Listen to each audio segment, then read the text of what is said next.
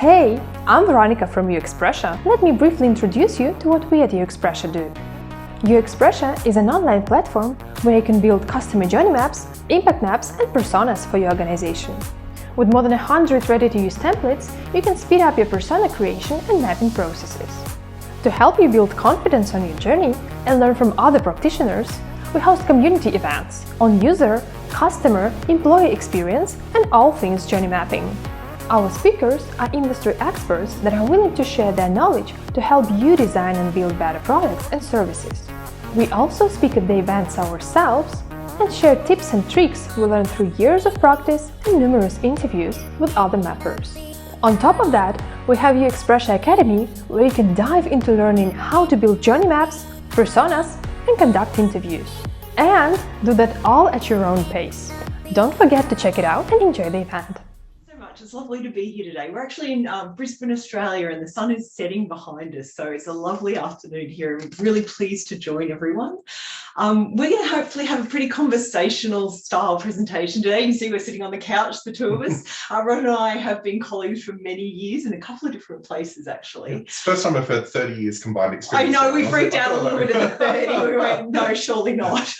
But maybe it is 30, but we're hoping to share two case studies that we've got today from different industries, just to give you different perspectives on how we've experienced journey mapping before. So one will be, Rod will talk about higher education and a more mature type organisation, where I've got a case study I'll share around a financial services company that was rapidly scaling. So hope you get some good insights from those two different perspectives.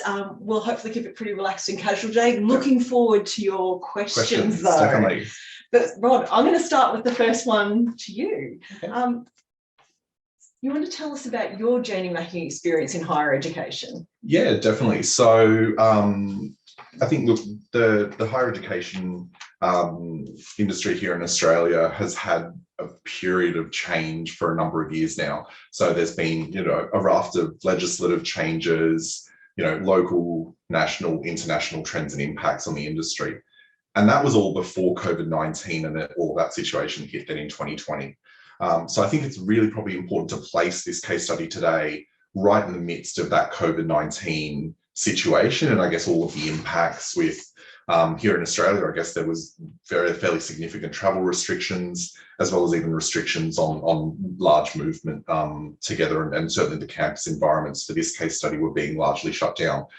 So I think that's important sort of placement of the timing. But this is a really, really great example of where a small team of core team worked with a much larger team around the university community and our students and partners to map that end-to-end student experience. And we did it just in 12 weeks using the human-centered design framework that you can hopefully see on screen. And so the only other thing, probably just to make sure for everyone, today, I guess when I'm talking customer, I probably won't use the word customer so much for this one. It's probably going to be student, who I guess is ultimately the customer we're talking about. But look, I won't go too much into that UK Design Council Double Diamond, which is fundamentally the framework we use to sort of guide the project. Yeah. So universities are big, you kind of mentioned that. There's lots of people to potentially be involved in journey mapping. How did you actually start finding the team for journey mapping at the university? Goodness. So it was I think when we need to start is that we had a phenomenal sponsor. And I'm sure, like potentially many of these previous presentations, or you might know from your own experience, when you've got a great sponsor that is well known, well respected, and knowledgeable, it really, really helps you. And so we were able to get really, really clear guidance from that sponsor about where did we want to start and where did we want to end, sort of the scope, if you like, for our journey mapping efforts. And then through, I guess, the collective knowledge of the core group and the sponsor, we're able to sort of like mud map, if you like, the people that we were going to need along that journey. And I think what was really interesting in this context is that some of those people were, I guess, outside the university community, in that they were partners or suppliers at the front, or potentially at the end of the journey as well. So it was going beyond just the areas that were directly within control. Can you give an example of what a partner at a university might look like? Okay, yeah, good question. So if you think about, once a student is selected to come to the higher education institution and they're in, I guess they're on all of the systems. But prior to that, I guess you've got, agents, or you've got admissions areas which are centrally sort of collectively done prior to coming to the university context. And so ultimately we sort of mud mapped, if you like, those stakeholders there, and we had, in the end, we identified just north of 45 colleagues or partners that were going to have to then participate with us. So, it was about getting those people then in for a kickoff workshop. Yeah. And I don't know about any of you, but if you're trying to get 45 people together, it's never going to be in one meeting. So we effectively ran a whole series of kickoff workshops where people could just come to one or the other based on their availability. And what we aimed to do in those workshops was three things. So in the first instance, we had our draft or our mud map of what we thought the journey was looking like end to end. And we got people to help validate that we had everything captured at the high level. And what we invited and we encouraged was for people to empty out their desk drawers, or their virtual desk drawers these days more so. So it was about bringing reports or data sets or business cases, or in some cases, journey maps that they might have done for a small part, or process maps, bring whatever they had to that, so that we could help understand, well, what is it we already have, and then mapping that against that map. And then what we did was what we would call effectively a known and unknown workshop.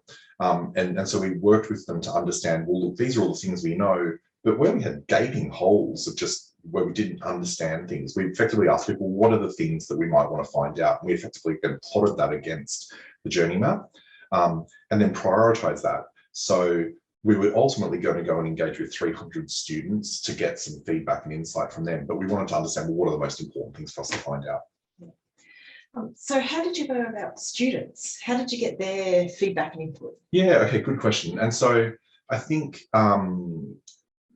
the number of students we had involved in this project, there was 325 ultimately that participated in one way, shape or form to give us insight and input. Sorry, 300? Yeah, 325.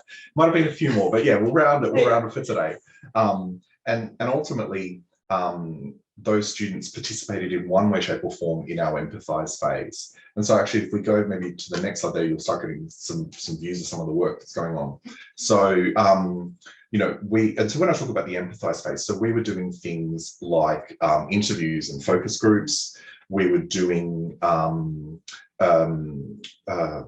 my train of thought. I remember interviews and focus groups. We were doing observational research sessions. But as I said earlier, there was some COVID impacts. So we couldn't really do terribly much observational research in this case. But we did do a lot of diary and journal studies, as well as online activities. And so ultimately, we amassed all of this information together from all of these engagements. So and I guess this is probably what was quite different for me versus a lot of the other engagements or projects I've ever done.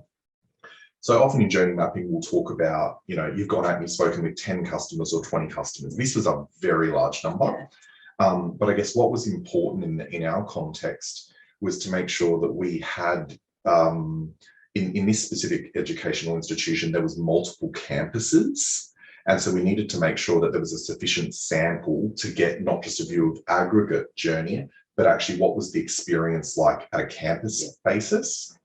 And then at the same time, we had a whole lot of academic groups or faculties. And so we wanted to make sure that we had captured enough sample for students that were part of a health area or a business area or a sciences area and so on and so forth. So if you want to think about it differently, I guess it was really just a big matrix that we were trying to then fill in to make sure we captured enough students in each of those boxes. Yeah. So you got everyone to empty their desk drawers, which I'd love to do because there's a lot in mine. And I'm sure a lot of people brought a lot of stuff. You've got 300 students from all these different areas giving you insight and perspective. How did you bring all that data together? So that sounds like a pile of stuff. How did you synthesize it? Yes, with great difficulty and long nights. No. So look, we asked for help. Is really where it started, and this was. How do we get more people to come on part of that team and come with us? So we were very fortunate. Outside of just a small core team, we were supplemented, or we had 5 colleagues that were part of that broader group I spoke of earlier that actually embedded into the team and worked with us in a much more tangible and hands-on way. But what we also did is we sought support of getting students to actually come on board as part of the team then for our project. And so this, was actually quite, it was different, but was phenomenal because it was good from a student's perspective, because for many of them, they were learning about some of these tools and techniques and methods in their classes. So they're able to actually get some real skills in applying it. But what I think is one of the things I'm probably most proud of is that because we had students doing a lot of the synthesis and analysis of the students' contributions, it made it sort of more authentic in terms of what it sounded like, as opposed to it sounding really corporatized, if you like. When we got to the end of the journey map, it sounded like, well, this is actually something a student would really say. And so look, we had a lot of extra sort of people and hands to help us, which was great. But I think that what we also found is that there was, and I think some of the COVID situation helped this as well, there's a lot more tooling out there now, which is becoming lower cost. And in some cases, there's some really great no-cost tools out there, which can help us get large volumes of data, particularly unstructured text data, to help analyze and distill that into themes.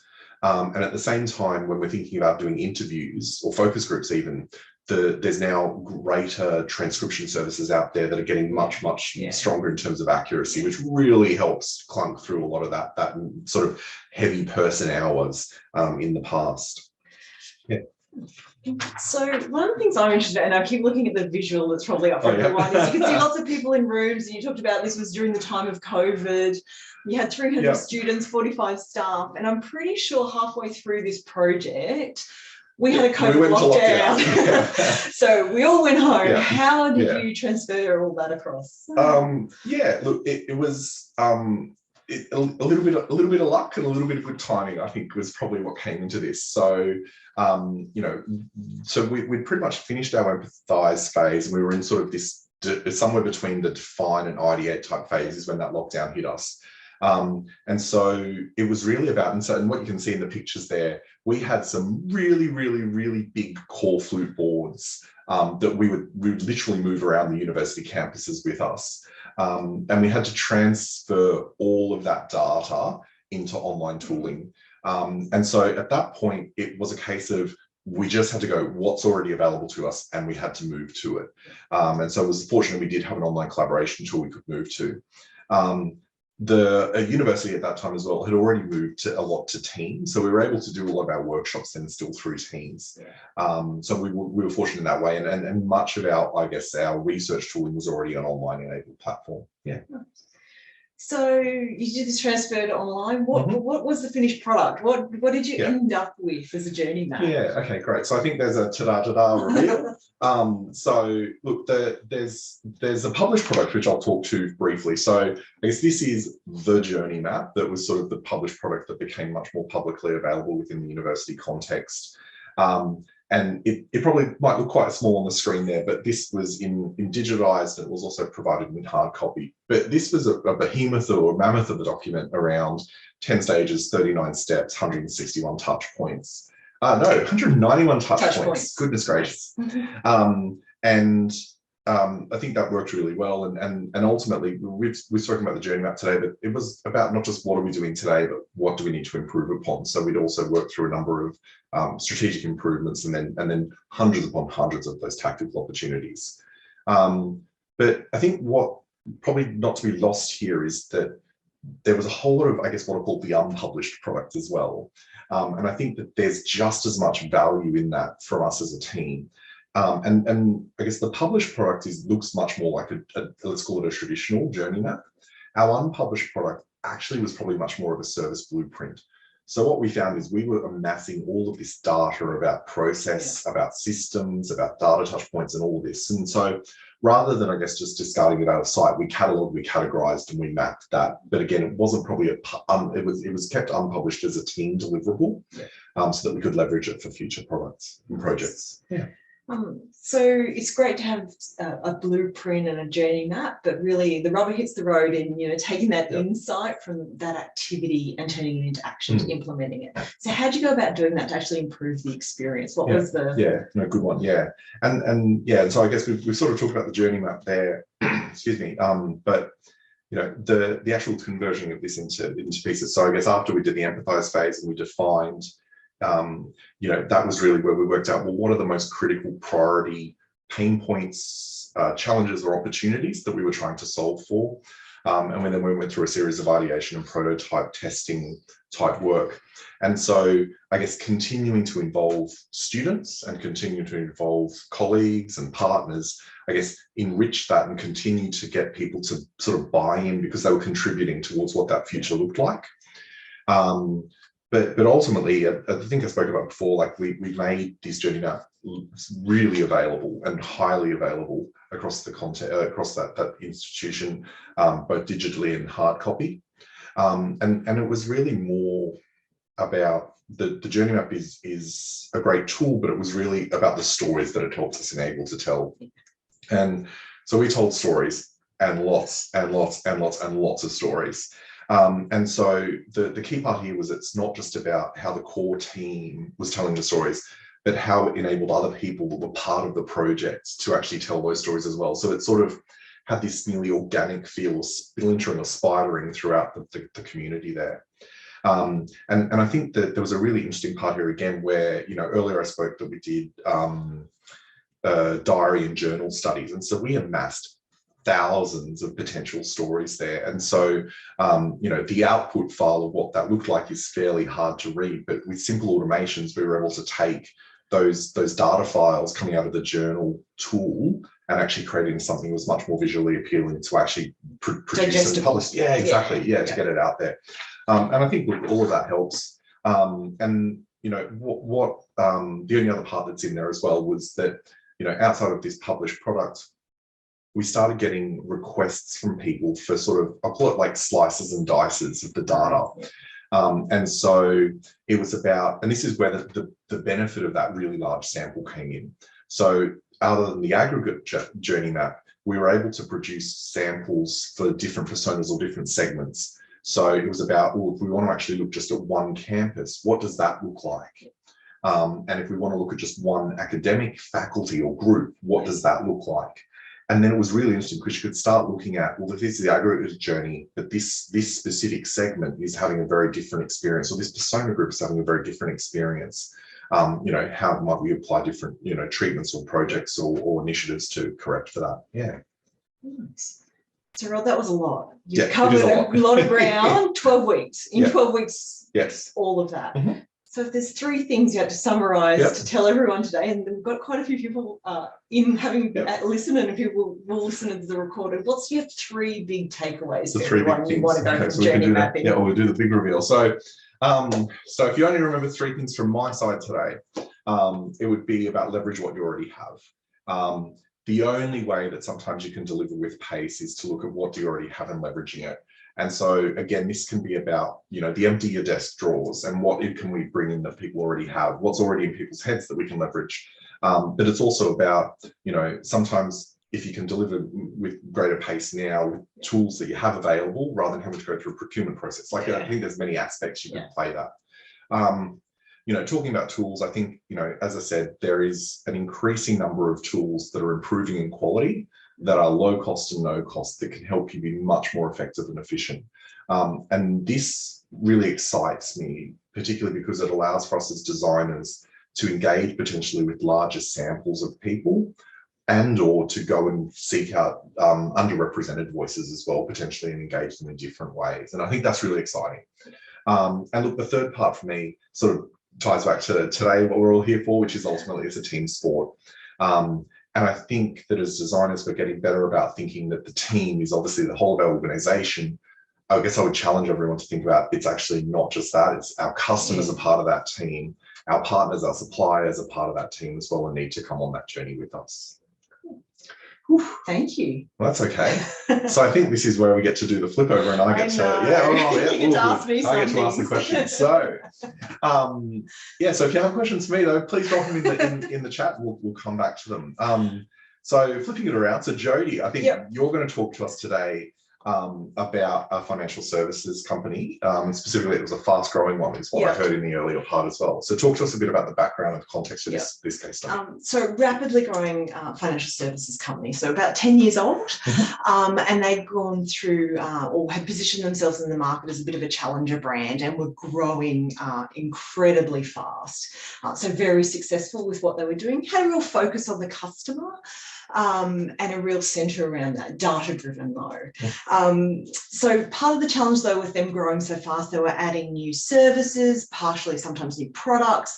They were making quick decisions on the fly. And so what the organisation didn't have time to do was always look back and go, what's the experience we collectively created over the last 10 years? They were so busy building and trying to meet the growing demand. So that meant there was a little bit of poor experience happening through the end-to-end cycle for customers. What we saw though was pretty good customer retention in the organisation. So they were good at retaining their customers. They had a good proposition in the market. But what that was really driven by, when we looked at some of the customer feedback and some of the customer research, it was really driven by frontline teams. Okay. So the frontline teams were sort of being the superhero in the organisation and patching over sometimes poor processes or bad rules or systems or poor communication. So those frontline teams were having a sort of surrogate for that bad experience. So there was real opportunity. While we had good feedback from customers, there was still some missing gaps in what the actual organisation was producing. Okay. So was there a specific moment or incident or occurrence? What actually gave that moment to, we need to do something around journey mapping? It was kind of opportunistic. So there wasn't a moment where we decided this is the time to do it, time to start to build a journey or interaction map. It was kind of two things came together.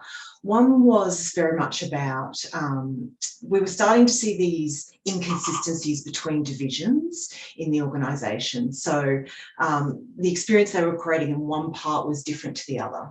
But we didn't know where to start in fixing those. There was a great commitment from all the teams working on improving experience, but it was very siloed. So it was, how do we look at the bigger picture of what the end-to-end product cycle is creating as an experience? So we knew something needed to be done, but it was a bit of a challenge of where to start and where to get enough momentum. At about the same time, the CEO got very interested in written communication that we were sending to our customers. He had personally dealt with a complaint from a customer, and that kind of started a lot of conversations around how we're communicating with our customers. And he sort of, the whole executive board asked for, could we get an inventory of every interaction and customer contact or communication we sent out, and, improve all those, off the back of the inventory, improve all of that. Not a really exciting way to... So it's a big list, a very big list. It's a big long list. I don't know if it tells you much. So we kind of took those two. We sort of saw the opportunity with a bit of executive buy-in in understanding there's a problem here with the experience. Perhaps the way they were looking at it was a little bit from bottom up. So we took that opportunity to really build out a slightly different scope. And we started to look at how could we map the end-to-end product lifecycle and all the interactions that could happen within that in all the different channels. And then as part of that, look at the bigger picture opportunities around improving the experience along that. So yeah, we took that scope, we melded it a little bit. Okay, so you always make good use of a crisis, I reckon. Pretty much. So you had obviously CEO buy-in, which was good. You refine a bit of the scope there. So, what did you, I guess, let's say, tactically do to get going? Get started. And probably the picture tells part of the story. So we went old school. We went for hard copy. We actually managed to acquire a room. It was a room, and you can see part of the room there in the picture. The room actually had no windows and one door. So no wonder we managed to get it. No one else wanted it. It wasn't a pleasant space, but it was ideal for what we needed to do in collecting all the information insights. So we very much started old school, and we started to map the product life cycle, so the key stages in the product life cycle. And then we started to look at, what information and data could we bring to it. The advantage I had with this organisation is they were data rich. They had lots of data. They valued data, so I was able to start to bring some of that insight to the map. Yeah. So I'm just reflecting on what you're talking about. So sometimes we're talking about journeys, but I'm hearing probably a lot more about, you're talking interactions and that type of touch point. So I guess what actually was this map, and how why did you go that way? No, I'll fess up. Yeah, we didn't start with a journey map. It was by no means a journey map. It was an interaction map. So we started to map, or not map, but we started to plot and collect every bit of interaction or proof of interaction we had with the customer along each of the channels. So whether it be voice, physical, email, marketing material, we collected and printed and laid that out against the key stages of the journey. We then also collected statistics around that. So how much, what's the volume, what did that look like? The key reason why we did that and didn't go to probably what's considered more of a pure journey map is the maturity of the organisation. So the executive team, and while committed to the customer, concepts of journey mapping at that point for them was very new. So we were trying to align what we were doing a little bit more to things that were familiar and tangible for them to start with. So we started with that interaction map to sort of, I think the sheer volume, but you can see the mess that room in that middle section created, that started to highlight actually one of the problems we were having is the volume and the inconsistency in some of the interactions.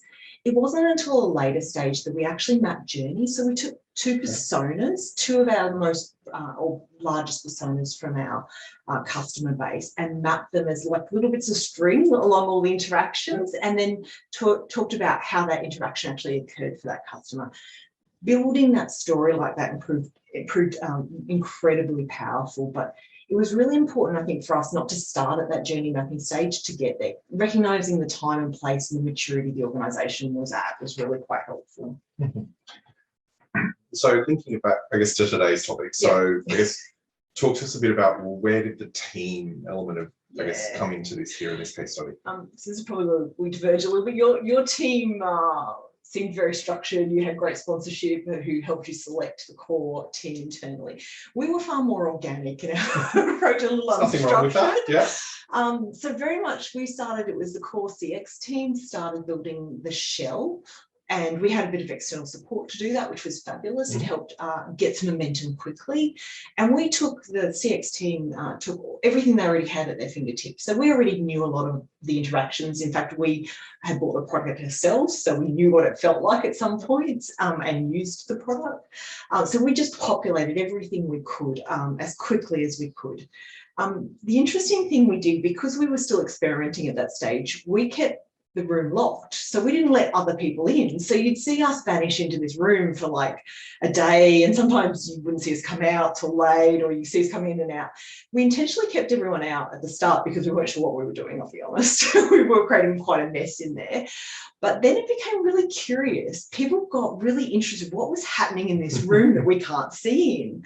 And then what we did is we took the executive team in. So the executive team were the first to come and see it. So it was a bit of a validation step for us to go, you know, we're starting to go off brief from what they originally wanted, sort of a list of all the comms to this map on a wall.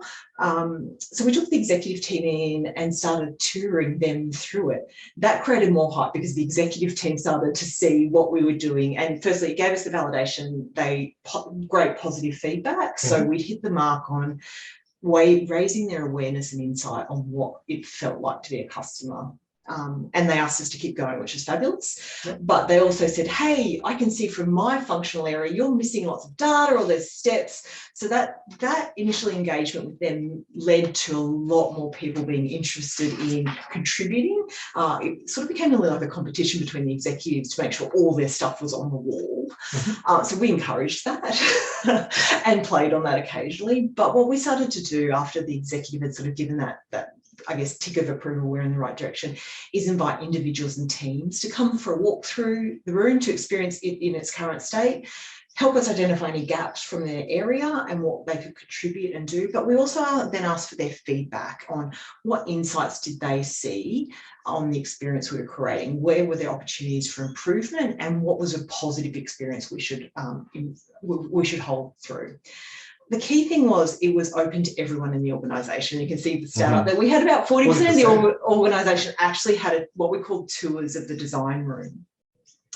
And whether you were in HR, IT, or a frontline team, you could be engaged in this process. And that was incredibly powerful on how we brought that sort of momentum to the table. For some, it actually meant multiple walkthroughs. So because we're building this iteratively, we're doing a transaction map first or interaction map, and then overlaying the journey. They'd actually walk through multiple times and see the story change. But that story evolving helped reinforce new messages or reinforce things they'd heard before. And they got more and more curious on every trip. So that was fabulous. It was really good. Fantastic. So 40% through, no feet. So I guess you got to a point where you obviously finished that interaction or the journey maps. I guess what did you do next? Yeah. It actually started before we finished. Okay. What do you mean? Yeah, it's interesting. It was fascinating. What we see is teams or individuals come in and we talk them through the interactions we created with our customers, and they see the problems in their own area immediately and go, oh, I can fix that tomorrow. I didn't realize that when we hand over from one function to an area, it creates this problem. I can just change that. So we were very encouraging, so they could see something that needed to happen and it was in their power and their remit, go do it. So we saw improvements happening on the fly. Meant we had to update the map though, of course. So but that was positive. So that momentum started straight away. The second thing was, because we were asking for everyone's feedback and we accumulated it over weeks and weeks, we were really clear by the end where people thought the focus was. And we've split it up into two sort of areas. One was quick wins. So we wanted to build off, people already making change. How do we keep that going with some more cross-functional quick wins, things that require a little bit more coordination, but we could still do with pace. But what it also led to was, we saw at least 15 projects driving bigger change across the whole organisation. So it evolved into like a 2-year program of work of improvements for the customer experience, which is fabulous. The thing I'm most proud of that really happened at sort of the last step there that's on the slide is it started to recognise the need that we needed to be intentional with the customer experience we were designing. We'd been quite organic, we'd been growing so quickly, anyone could make a decision on what good experience looked and felt like. What we agreed was we needed to create one view of what a great experience with the organisation looked and felt like. So we created principles around that were rolled out across the organisation, and then a clear strategy on what we wanted to create with the experience. So that was kind of the long-term investment as well, which was good. Fantastic, thank you. So I think same question you asked me to sort of wrap here. We bring it down to the 3 big things. What is it that people should take away? And I must admit, I've changed these a few times in preparing for today. So, but there is lots of lessons. But if I had to pick 3, these are the ones I've settled on. So firstly, for me, is getting that buy-in and engagement from the top. So without that commitment, everything just gets a lot tougher. So we had, I had a CEO who wanted an inventory list of communications. I waited weeks before we started anything, and he was desperate for it to start, urging on, a little bit cranky. But that's good because you get momentum from that. So, and their executive commitment at the start when we got their early buy-in, also important when they saw the map and what we were doing. So hold out if you have to, but wait for the buy-in. My second one is you don't have to follow the rules of CX. I didn't start with a journey map. So sometimes it's okay to adapt a bit to the organisation. So everyone goes, oh, you do these beautiful journey maps. I'm like, sometimes the organisation's not ready. So don't follow the rules. Trust your instinct. You know your organisation. You know the maturity of the people around you. Adapt a little bit. And you adapt your lesson learned on that one. So yes, I did. That's the one I changed because I think it's really valuable. People they look at the beautiful maps and they're great, but sometimes an organisation is not ready for it. So break the rules. And the last one is you really need to drive big changes to your customer experience and cultivate that change culture.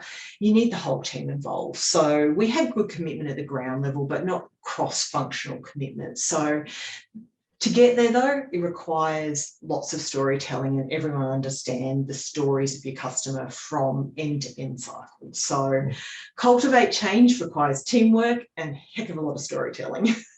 So that's my big 3. Nice, thank you.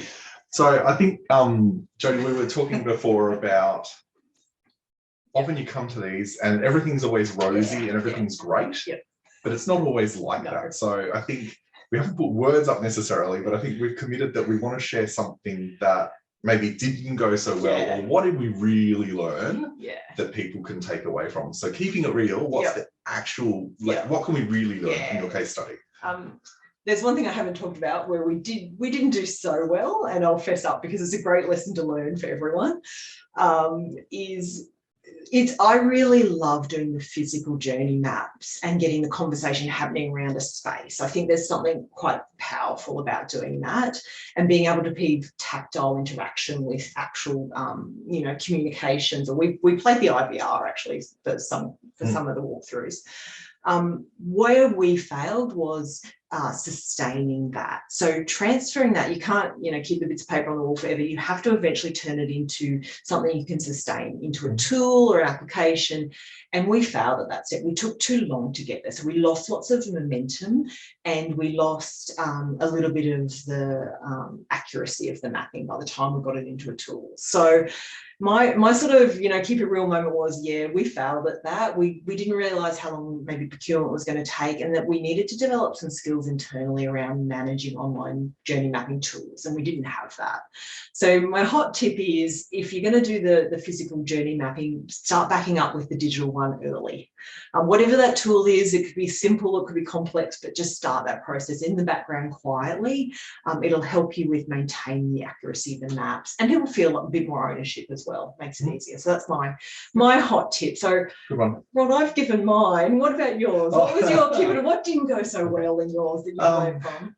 Yeah, so it's probably, again, the same sort of thing about how do you maintain momentum after you finish. So I think for me, organizational structures, and particularly leadership structures these days, seem to be in a greater level of flux than they probably have been maybe in the past. And I think what we need to make sure as a team we didn't probably keep our eye on was, are we building, I guess I'm really call it bench strength in the executives around their awareness, their knowledge, and their appetite for using the deliverable and the journey maps and the stories. So I think having a plan to think about, how am I building bench strength in my sponsor? How am I building bench strength in executives to really own and live and breathe the deliverable when you're finished as well, so that you mitigate a little bit against organizational structure change. Yeah, that would be my big one. Yeah, nice, good share. Yeah. So maybe, I guess, keeping it real, we'd love to obviously have any questions that are coming from the group. We'll see if we can get the chat up, and maybe can obviously give a few details there whilst you're thinking about any questions you may have as well. Rod, the first one actually goes to you, and it's the question from Adam here. You did talk about the student journey. So could you please elaborate, where did it begin and where did it end? Yeah, great question. So as I said, look, from our perspective, the sponsor's view was that they wanted to get a complete end-to-end view of their experience with the institution. But at the same time, it was also, and the way it was described actually was, I want to take a couple of steps before and after. Sorry, I nearly took it out of my hands. Right. So it actually started from that place of, I want to do further study. And that was sort of that initial perspective at the front end. And that didn't even necessarily mean I want to do further university study. There's a whole raft of other options in a tertiary space or a higher education space. And so we wanted to understand some of that pre-decisioning that occurred in that on the way in. And at the other end, it was, I guess, going, the major milestone that if you like, for our students there was around graduation, but there is clearly things that occur after graduation in terms of pathways towards employment, pathways towards further study, and ultimately becoming part of an alumni community. And so I guess it wasn't just the study period, but was then ultimately, how do we build a relationship ultimately that is lifelong through that alumni space? So it really genuinely was full end-to-end plus. Awesome. Thank you so much, Adam. I hope that helps. There is this misconception of, let's say, in the customer journey mapping, when someone purchases the product, like, that's the end of it. No, it's only the beginning. Yeah. Okay, awesome. So we have another question from Tal here. Rod, you did share the key takeaways from the project, but did you get any insight on pain points while working on Journey Map? Yes. Yeah. So look, I mean, and ultimately it will be different for you know, any institution depending on their specific instance. I think look, there was certainly some, I guess I'll nearly say there were universal pain points that were problematic for all campus locations and all academic areas. And then there were some that were much more, I guess, niche or specialized in terms of having application in zero in. I think what was interesting, probably in one of the cases, and it was actually one of the areas, is it's not always just about fixing pain points. In one of the cases, actually, one of the areas we took off the back of the define phase into ideation was an area in the journey map which we actually thought should have been this highlight, but actually everyone was just saying it was really bland. And something was wrong there, because it's about, actually, this is a really, really key milestone for you. This should be a moment of celebration. And actually the feelings that we're getting from students at that point was actually fairly beige and bland. And so actually it's sometimes not always just about fixing pain. It's sometimes is also about actually how can we improve delight at moments that matter there as well. And they, as I said, look, there was a number of tactical or you know, other tactical improvement opportunities, and many of those were trying to drive improvement opportunities at a localized level on a campus or for a specific group.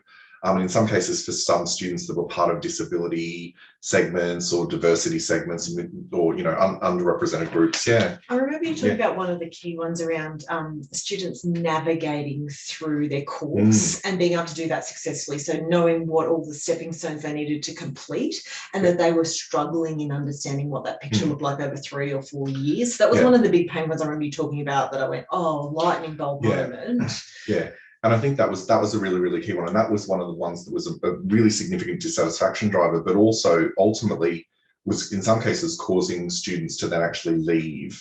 Was around, I've got through 3 years of my study, I think I'm finished, but actually I can't graduate because I haven't met all of the full requirements. And so they didn't have sufficient tooling to understand, well, how am I progressing on my pathway? Am I on track to completing? And that obviously then, when they think, oh, I'm ready for graduating, and it's, oh no, actually you've got another term of study or a semester of study, that was quite problematic. Yeah. Sorry, I hope that addresses the question. Yeah. Okay, awesome. Thank you. Rod, I'll give you some time to catch your breath. And this one thank you. to Jodie here. And we will come back to another question for Rod later. So the question is, how do you approach getting the wider business stakeholders to contribute to a journey mapping session? How do you start facilitating the session to get stakeholders up and inputting? Yep. So for me, when we did it with the financial services company, we did small groups. So sometimes it was very tiny groups, and sometimes it was individuals contributing to give it a very personalised, and so that we could create depth around our understanding and the feedback from them. But some of the things, or the tactics, I guess, we used was, I always start with the willing. So the people that are willing to step forward and be involved, absolutely encouraging them. And then sometimes you've got to have some interesting tactics of the ones that aren't as interested or don't feel like they need to contribute. So sometimes that was when you stand back from our journey map, and this is the advantages when it's in a physical room, when you stand back and you look, you can physically see the gaps in it, and you can see where areas or functions haven't contributed. So we found ways to make that known and highlighted, and how do we encourage people? Sometimes it's a timing thing though. Sometimes people can't contribute because it's their peak season or something's on at that time. So being conscious of that, and when you have time, I know, Rod, in your case, you had a 12-week lightning bolt. I had a little bit more space in ours to be able to flex the time. So recognizing that, you know, you may not be the top priority at that moment, but people can come back to you. So everyone contributed differently. So when they're in the room, sometimes people could say, hey, here's the 8 documents you need to know and understand to fill this gap. Other people, you needed a couple of rounds with them to unearth that. It's just been, for me, I like to go flexible and be quite tailored in that interaction. Yeah. I think, and I'm mindful that this question might have been pointed to me, but I think there's a really interesting point here when you're starting with small groups, that's fantastic. I think where you've got to be really considerate is if you're bringing together people from areas of a business that don't know each other. Yeah. And particularly in really siloed businesses, if you're bringing in a room full of strangers together, you can't just jump straight into what you might have planned to sort of tick tasks. You've got to, I always talk about human-centered design is just as much about mindset as it is about method. And so you've got to get people into the right frame of reference and feeling comfortable, or I guess psychologically safe in a way to actually participate. So, it might be going back to first, sort of facilitation 101 about let's make sure we've all met each other. Let's actually do some sort of warm-up activities to get our mind ready for it, to leave the previous meeting or leave the bad stuff that might have happened earlier in the day and get ready for it. So I think you've got to really think carefully about, you've got things you need to get out of a session, but actually you've got to get people ready and willing and mindset and ready. the dynamic of the room. So we're willing to, if you need to scale down, because that was one of my challenges. I think people were going to share in cross-functional groups. It wasn't going to happen. So that's why we went small groups, because we felt people would be more open and more share more insights from their perspective, and also give more feedback about what they'd observed. So cool. Hopefully there's some tips in there. Yeah, Matt, hope that helps. And Iman had a similar question, but also asked how to get the stakeholders buy-in. Do you have any tips on that? Understanding their problems and challenges. So I think that's the buy-in for me is we didn't jump to journey mapping. We actually sort of worked with what we knew would work in the organisation. So, and that they could start to see value from it.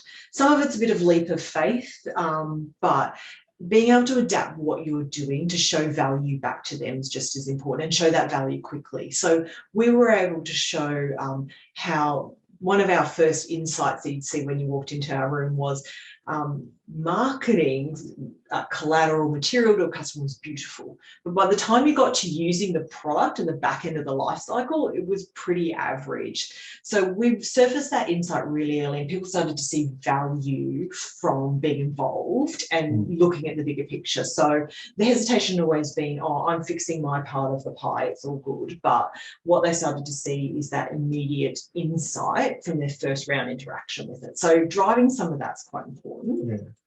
And I think the only other thing that's probably coming top of mind for me, I think in both our cases, there was a strong, I guess I'll call it top-down mandate for these things are required, which obviously does help.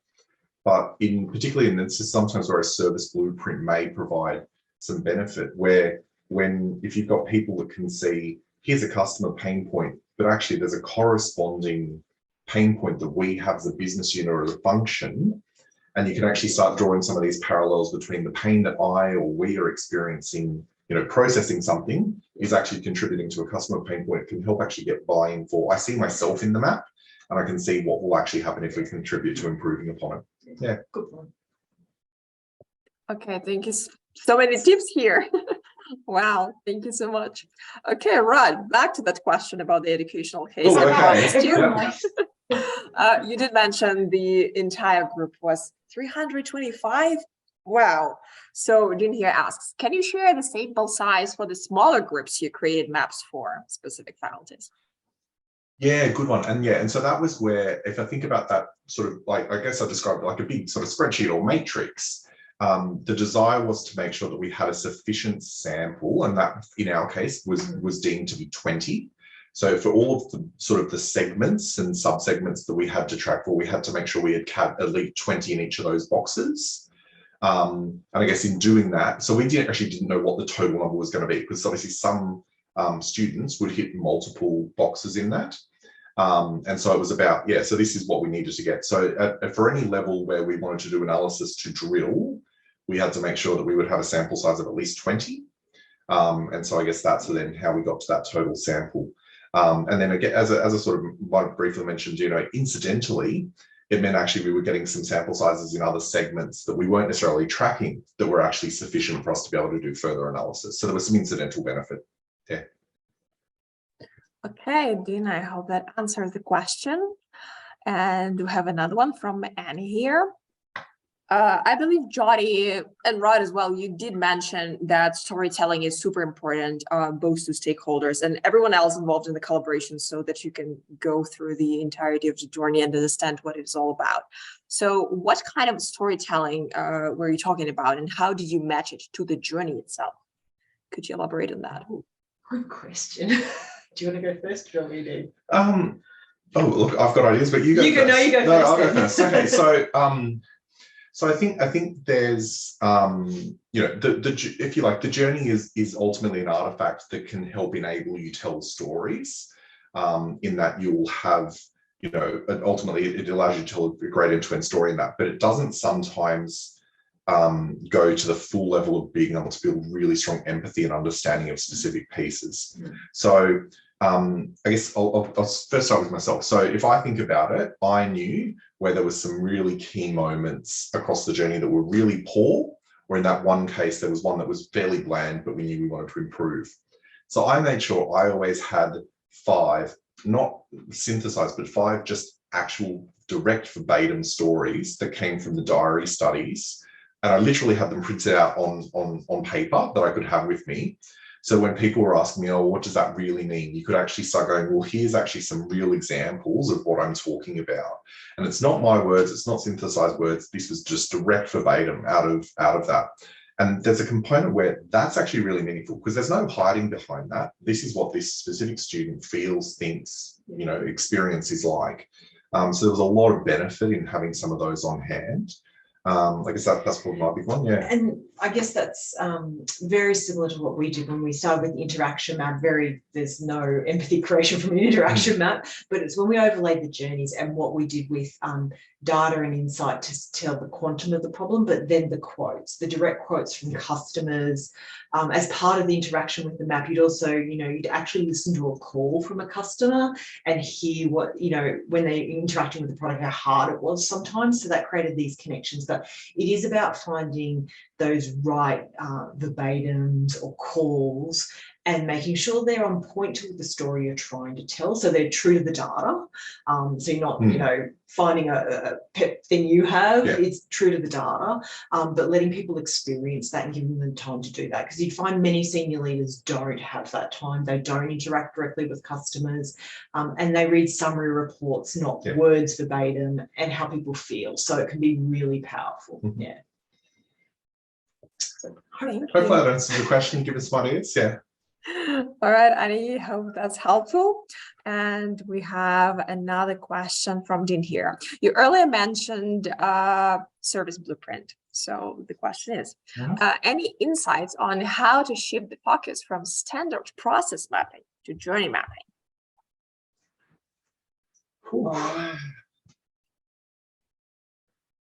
It's a good question.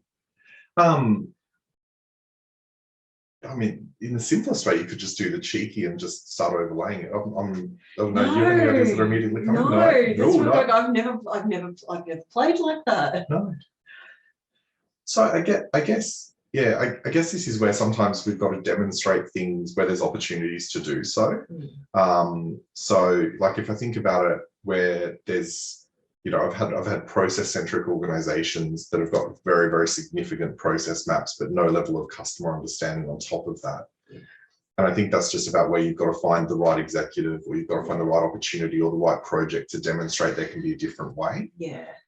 And it's probably, if you do need to start with the process, kind of like the interaction map nearly, but you start with the process, then how do you build in parallel to that, the journey? So then, because they aren't the same, they're from different lenses. And so getting, I think to line up is a bit of a challenge, but if it's the starting point you need, then it's how do you run the two in parallel and demonstrate that? But it's, I haven't done it from a process perspective purely.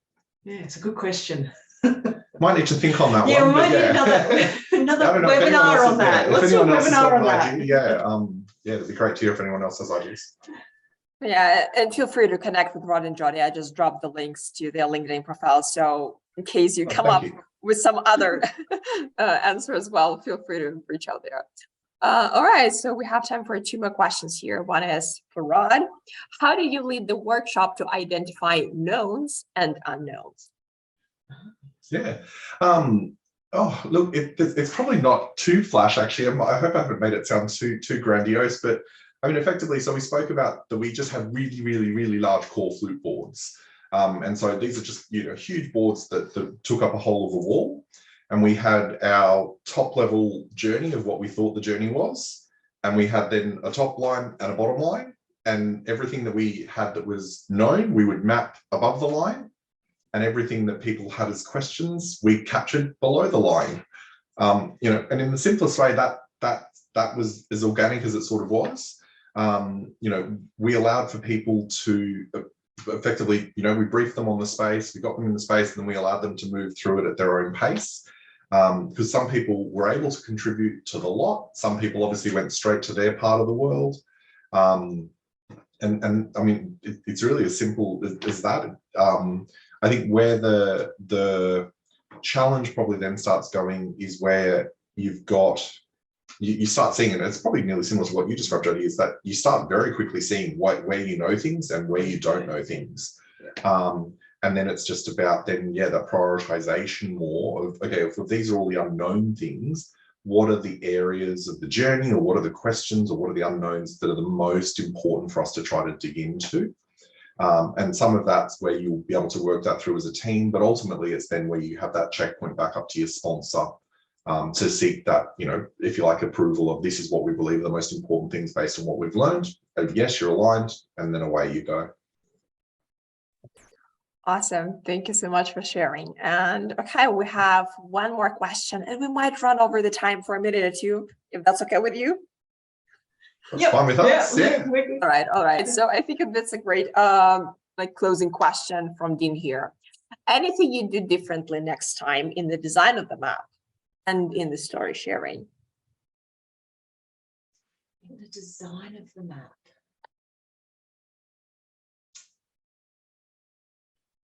So yes, there's two things. So it just popped for me. Popped for me. So we did have a couple of goes at it. So what you saw in the end picture for mine wasn't where it started. So there's a couple of iterations on getting it right. We map it and go, let's stop working and remap. So don't think it was we popped it up once and it was done.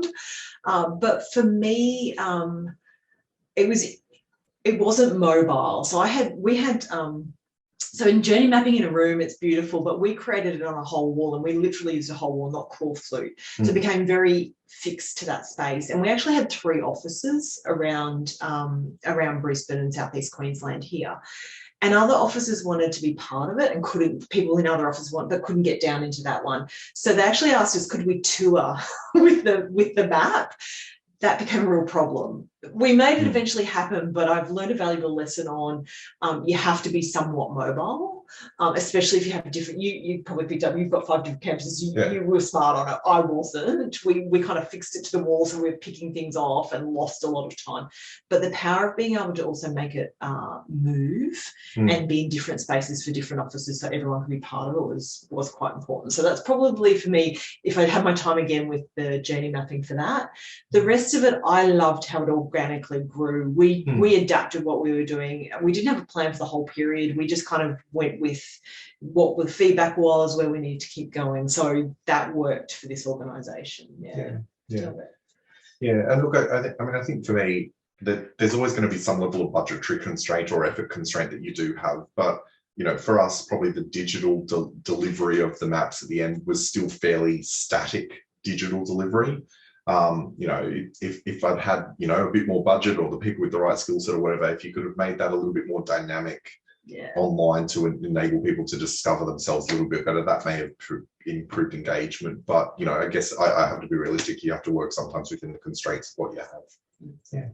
Great question. If you want to see more events like this, make sure to check the upcoming ones at UXPressia.eventbrite.com or check the recordings we've got on this channel. Take care, and I will see you around.